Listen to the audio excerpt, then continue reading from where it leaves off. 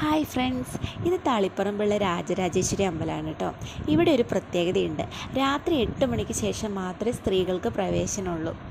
എൻ്റെ പ്രഗ്നൻസി ടൈമിൽ ഞാനൊരു പകൽ സമയത്ത് പോയിട്ടുണ്ടായിരുന്നു. പക്ഷേ എനിക്ക് അകത്ത് കയറി തൊഴാൻ പറ്റിയില്ല. അതുകൊണ്ട് തന്നെ ഐഷുമോൾ ഉണ്ടായിക്കഴിഞ്ഞിട്ട് ഞങ്ങളൊന്ന് തൊഴാൻ പോയി.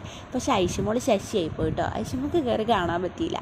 4 വയസ്സിന് മുകളിൽ പ്രായമുള്ള കുട്ടികൾക്ക് മാത്രമേ അകത്തേക്ക് പ്രവേശനം ഉണ്ടായിരുന്നുള്ളൂ. പിന്നെ പറശ്ശിനിക്കടവും ഈ രാജരാജേശ്വരി അമ്പലത്തിലുമാണ് കേട്ടോ ഞാൻ നായ്ക്കളെ കണ്ടിട്ടുള്ളത്. അമ്പലത്തിനകത്ത് നായ്ക്കൾ കയറുന്നത് അതൊരു വല്ലാത്തൊരു കാഴ്ച തന്നെയാണ്. ഇതൊക്കെ ഒരുപാട് വർഷം പഴക്കമുള്ള അമ്പലമാണ്.